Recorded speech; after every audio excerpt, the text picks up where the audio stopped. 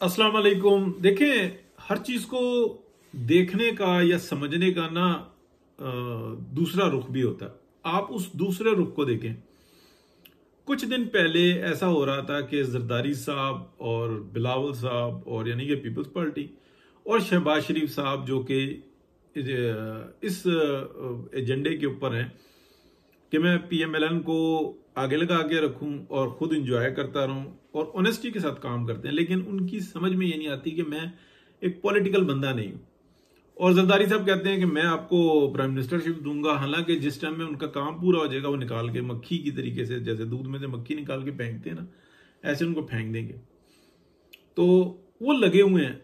अब होता क्या है, देखिए सियासत जो सी होती है ना, या ये जो डेमोक्रेसी होती है, जमहूरियत, इसका एक हुस्न होता है। जैसे जैसे ये आगे चलती है ना, ये शफाफियत पैदा कर देती है। और इस मैं मतलब मजहबी तौर पे जो है ना उसको टच नहीं करूंगा, हालांकि यही सिस्टम है। अब इस बात को समझिए। देखें, कुछ दिन पहले, एक हफ्ता पहले, मौलाना फजल रहमान और मियां मोहम्मद नवाज शरीफ के बारे में, जिसको हमने चंद घंटों के बाद ही एसएमटी पर जो है ना बता दिया था कि दोनों का राब्ता मौजूद था। और इस तरीके से लास्ट मूवमेंट में ये हुआ है कि मौलाना ने कहा कि अगली लगाओ, क्योंकि सारा क्रेडिट जो है ना वो जरदारी साहब ले रहे थे। और जैसे ही ये काम मुकम्मल हो जाता था वो आ जाते कि देखो मैंने ऐसा किया, ऐसे किया, बिलावल बेटा ऐसे गया, फलाना ऐसे गया, और पीएमएलएन बैठी रह गई और हमने ये सब कुछ करके दिखा दिया, एस्टेब्लिशमेंट से थापियां और ये सब कुछ। लेकिन पॉलिटिशियन जो होता है ना, वो पॉलिटिशियन होता है।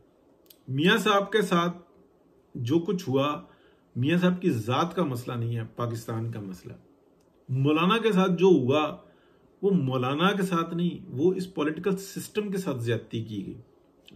ये 8 फरवरी 2024 के इलेक्शन की मैं बात कर रहा हूं कि पूरा इलेक्शन रिग, और किस तरीके से रिजल्ट निकाला। और ये कहते हैं कि अब हम क्या कर सकते हैं। तो भाईजान, फैज नेटवर्क था या कि मौजूदा नेटवर्क था, कौन सा नेटवर्क था जो काम कर रहा था, और जो रिजल्ट निकला है उसकी जिम्मेदार कौन है। लेकिन फिर भी आप देखें पॉलिटिशियंस ने क्या किया, उन्होंने बताया कि ठीक है हम और स्ट्रांग करेंगे। तो उसका नतीजा क्या निकला, मौलाना पीछे हुए, मियां साहब लाहौर चले गए, काम अपनी जगह पे जारी रहा। अब पार्लियामेंट ने अपनी ताकत का मुजाहरा किया। अगर वो काम हो जाता इस तरीके से तो इसी पार्लियामेंट को गालियां पड़ रही होती। लेकिन आज आप देखें कि पार्लियामेंट ने अपनी ताकत का मुजाहरा किया और अवाम देख रही है कि ये क्या हुआ है। अब चलाएं हामिद खान साहब सुप्रीम कोर्ट के जो है ना वो लेके, और फिर ये तहरीक चलाएं पार्लियामेंट के खिलाफ, जमहूरियत के खिलाफ तहरीक चलाएं। और पार्लियामेंट ने अपना आप बताया, स्पीकर ने लेटर लिखा, फिर दूसरा लिख दिया, तीसरा लिख लिया। अभी देख लें, सारा नतीजा सामने है। और जब पार्लियामेंट ने अपनी ताकत दिखाई तो इलेक्शन कमीशन ऑफ पाकिस्तान को भी जो है ना पूरा उसको ताकत मिली और उसने भी अपना वजूद दिखाना शुरू किया हुआ है। और वो साजिशी टोला जो जजेस के नाम पर जो है ना फैज नेटवर्क का इकट्ठा किया हुआ या नेटवर्क का इकट्ठा किया हुआ, वो इकट्ठा हुआ है, सुप्रीम कोर्ट में बैठे हुए हैं और चंद और हाई कोर्ट्स में बैठे हुए हैं, और वो उनको अपनी जात, अपने बच्चों के मुस्तकबिल के अलावा कुछ नजर नहीं आता। इसलिए कि उन्होंने भूख देखे हुए ना एक अरसा हो गया। उनको यही साजिशें कर करके उनको पता है कि इस मुल्क के अंदर ना बर्बादी फैला के रखो। पाकिस्तान की अदालती निजाम जो है दुनिया के 10 गंदे तरीन अदालती निजाम में शामिल होता है। दुनिया के 10 गंदे तरीन। कोई शर्म नहीं है इन लोगों को। उतार के जो है ना अपनी शलवारें इन्होंने मोड़ों पर रखी हुई हैं। ये जो इस अदालती निजाम के अंदर घुसे हुए काली भेड़े जो उनसी है ना, उनकी मैं बात कर रहा हूं। ये जज नहीं है, ये जजों के मनसब पर बैठे हुए फ्राडी है कि जो अपनी जात, और फिर ये हामिद खान जैसे जो है ना लोग, नहीं जी ये अदालती निजाम के ऊपर, ये अदालती निजाम है जो दुनिया का गंदा तरीन, जहां पे कहा जाता है कि ये तवक्को करना कि इंसाफ मिलेगा, ये इंसान की खाम ख्याली है। इस निजाम के बारे में ये कहा जाता है, बल्कि जो 20 गंदी तरीन अदालती निजाम है उनको ये कहा जाता है। जो काम करने वाले जजेस हैं, क्या बात है उनकी, वो काम करते हैं आइन कानून तरीके के साथ काम करते हैं। अभी अगर पार्लियामेंट ये कह रही है कि हम आईनी और कानूनी मामलात को अलग-अलग करेंगे, इसलिए कि जो कानूनी केस हैं, ठीक है ना, जो एक आम आवाम के हैं, जो सुप्रीम कोर्ट में आए हुए हैं, यहाँ पे बड़े बड़े मुकदमात हैं, प्रॉपर्टीज के हैं, झगड़े, लड़ाई, कत्ल, पता नहीं कौन कौन से केसेस हैं, और उनके लिए जो ना लोग साल साल जो ना बैठे हुए होते हैं। और ये जो ना जजेस पीछे, ये आसिफ सईद खोसा और ये जो जितने ये पलटून बैठी हुई थी साकिब निसार से लेके अभी तक, सब फटे लग रहे हैं जी। वो जी टीवी पे न्यूज आ रही है जी, हमने ये बैसा बयान फेंको, और लोग जो है ना तड़प रहे हैं।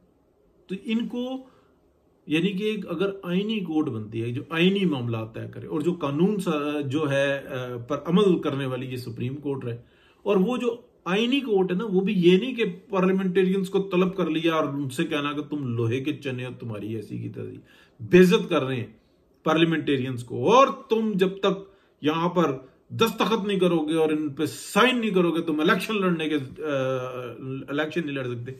इन केसों के ऊपर, इन जो मामलात के ऊपर अगर साकिब नासूर जैसे लांतियों बद किरदारों को और उसके साथ देने वालों को सजाएं नहीं ना होंगी, तब तक बेहतरी नहीं आने वाली।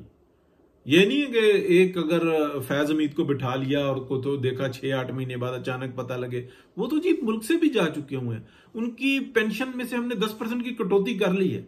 वो जर्नल का नाम भी जो है ना, वो डिजिग्नेशन वो भी उनका बराबर रहेगा जैसे पहले भी हुआ हुआ है।